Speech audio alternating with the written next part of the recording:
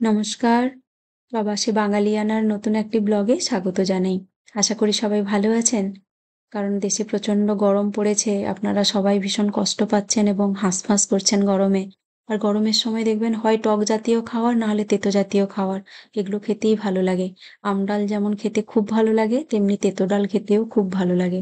তো আজকে আমি বানাবো তেতো ডাল, শুক্তো ডালও বলতে পারেন। তার জন্য এই যে প্রথমে নিয়ে নিলাম মসুর ডাল। মসুর ডালটাকে আমি ভালো করে একদম কচলে কচলে ধুয়ে নিয়েছি সুন্দর করে।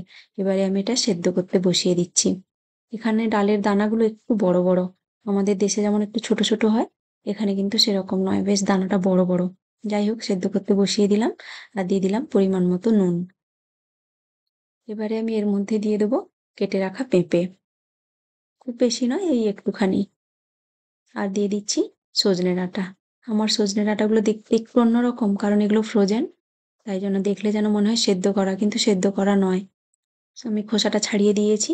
ডালটা এই যে ফুটতে শুরু করেছে। আর মসুর ডাল সেদ্ধ করতে বসালেই এরকম ফেনা ফেনা উঠে আসে। এই ফেনাগুলো কিন্তু তুলে ফেলে দেওয়াই ভালো, এগুলো নোংরাই। আর এগুলো খেলে শরীরের ভীষণ ক্ষতিও হয়।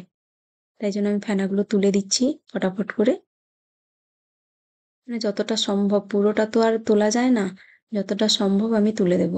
অনেকটাই উঠে গেছে, আবার ঢাকা লাগিয়ে সেদ্ধ হোক। এবারে অনেকটাই সেদ্ধ হয়ে এসছে। এবারে আমি দিয়ে দিলাম হলুদ একটুখানি। আরো একটু সেদ্ধ হবে, আবার আমি ঢাকা লাগিয়ে দেব। ডালটা এবারে আমার সেদ্ধ হয়ে গেছে। এবারে আমি নামিয়ে নেব।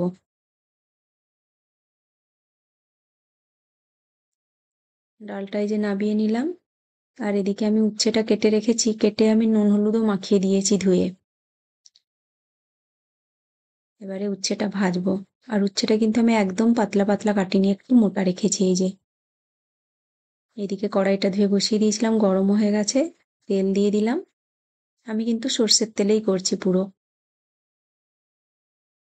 উচ্ছেগুলো দিয়ে দিলাম। উচ্ছেগুলোকে খুব সুন্দর করে ভেজে নেব, মানে দুদিকটা একদম সুন্দর লাল আর ক্রিস্পি করে ভাজবো উচ্ছেটা। তাহলে কিন্তু ডালের মধ্যে একটুও তেতো স্বাদ লাগবে না, কিন্তু উচ্ছের একটা সুন্দর গন্ধ, একটা সুন্দর টেস্ট আসবে তরকারিতে।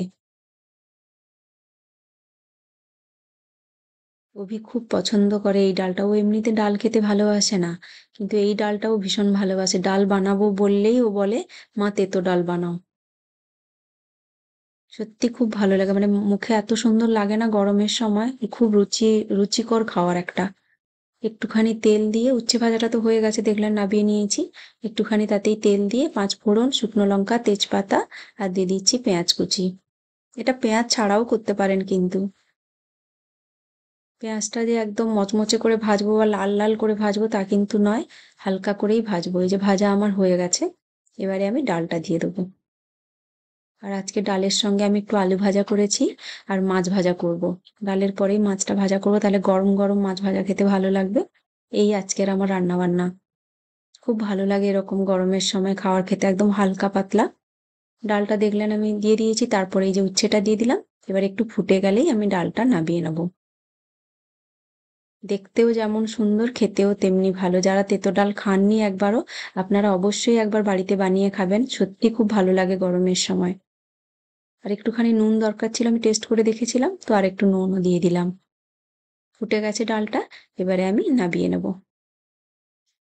গরমের সময় মসুর ডাল খেতে তো ভালোই লাগে, তার সঙ্গে যদি একটু তেতো থাকে ভাবুন, খুব সুন্দর লাগে। আপনারা সত্যি বানিয়ে খাবেন। ডালটা আমার হয়ে গেছে। আর আজকে আমাদের ক্লাব হাউসে ওয়েলনেস প্রোগ্রাম আছে, তো সেখানে যাব। দেখি সেখানে গিয়ে কি পাই। তো আমরা তিনজনই যাব এরকম ভেবেছি। তারপরে এসে দেখাবো আপনাদেরকে। খাওয়া দাওয়ার পরে চলে গেছিলাম, 3টে অবধি প্রোগ্রামটা ছিল, 11টা থেকে শুরু হয়ে গেছিল। এই যে নিয়ে এসেছি তিনজনের 3টে প্যাকেট। এরকম গিফট প্যাকেটগুলো দিয়েছে, কি আছে জানি না, দেখলে বুঝতে পারবো। অনেক প্যাকেট ছিল, পুরো কমিউনিটির লোকেদের জন্যই ছিল, তো অনেক প্যাকেট ছিল, বাট অনেক পড়েও আছে এখনো। হয়তো পরে পরে লোকে আসবে। এরকম দুপাশে স্টেপলার দেওয়া আছে। এগুলো খুলিয়ে এখন দেখছি, আপনাদেরকেও দেখাচ্ছি কি কি আছে। এমনি গিফট প্যাক করলে যেরকম উপর থেকে একটা দিয়ে দেয় কাগজ, সেরকম একটা কালার কাগজ ছিল। এই যে একটা কি বেরিয়েছে, দেখি খুলে। ওরে বাবা, কিরকম খুলতে হবে? আচ্ছা, এইভাবে। আমি ভাবলাম থ্রেড ছিল বোধহয়। এই দেখুন কি সুন্দর, এটা হচ্ছে ক্যান্ডেল। এটা বাথরুমের ক্যান্ডেল। মানে বেশ সেন্টেড সুন্দর বাথরুমে রাখার জন্য। এটা একটা ময়েশ্চারাইজার ক্রিম। এটার মধ্যে ছোট, ছোট অনেকগুলোই জিনিস আছে। এবারে বেরিয়েছে এই যে বাথ বোম। এটা হচ্ছে বাথটাবে যে চান করি আমরা, এই টাবের মধ্যে জল ভরে এটা দিয়ে দিলে ওই সাবানের ফেনার মতো হয়ে যাবে, যেন মনে হবে অনেক ফেনা ফেনা ভেসে থাকে এটা দিলে।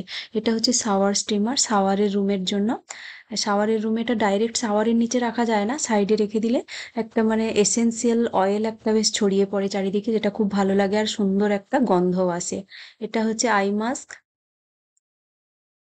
বুঝতেই পেরেছেন এটা আর কি বলবো। এটা হচ্ছে ফেস মাস্ক। একটা একটা করেই দিয়েছে, কিন্তু কিন্তু বেশ ভালো জিনিসগুলো।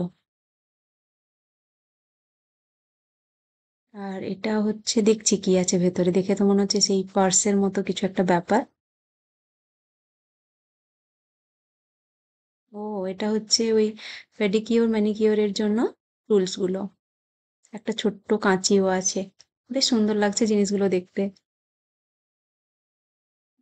অনেক কিছুই আছে, কিন্তু নেল ফাইল টাইল করার সব আছে, টুইজার আছে, দুটো নেল কাটার, এগুলো ফাইলার গুলো।